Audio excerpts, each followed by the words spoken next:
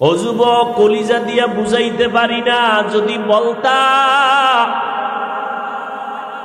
এক বেলার নামাজ ছাড়বো না, দাড়ি কাটবো না, মা বাবারে কষ্ট দিব না, ওলামাদের বিরোধিতা করব না, হুজুর যদি আপনি আমাদের পায়ে হাত দেন আমি রাজি ছিলাম।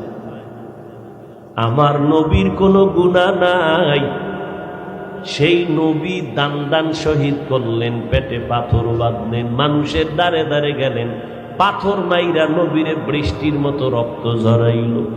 আমার নবী কখনো বরদোয়া করেন না, আল্লাহ সিজদায় পড়ে কাঁদেন, আল্লাহর কাছে নবী দোয়া করেন, আল্লাহুম্মা হদিনি, ও আল্লাহ আমার কওমেরে তুমি হেদায়েত দাও। জিবরিল কয় নবী এখন অর্ডার করেন, তায়েফের জমিন উল্টাইয়া সব মেরে ফেলব। আমার নবী কয় এদের মারবা না, ওরা চিনে না জানে না আমি মুহাম্মদ বড় এতিম, যদি জানতো ওরা আমারে মারত না। ওরা জানে না আমার মা নাই, ওরা জানে না আমার বাবা নাই, ওদের ধ্বংস করিও না, একদিন কাজে লাগবে, ওরা দিনের লাইনে চলে আসবে। নবী দিল ভাঙ্গা কষ্ট নিয়েও কারোরে বরদোয়া দেয় নাই। ও যুবকেরা, তোমার মতো যুবক স্কুল কলেজে পড়িয়াও 5 বেলার নামাজ সঠিকভাবে আদায় করে, সাক্ষী দাও আছে না নাই?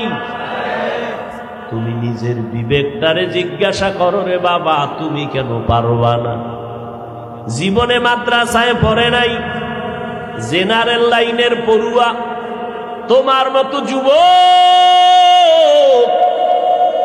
র‍্যাব, আর্মি, পুলিশ, বিডিআরের চাকরি করে, 5 ওয়াক্ত নামাজি, দাড়িওয়ালা, হারাম খায় না, সাক্ষী দাও আছে না নাই?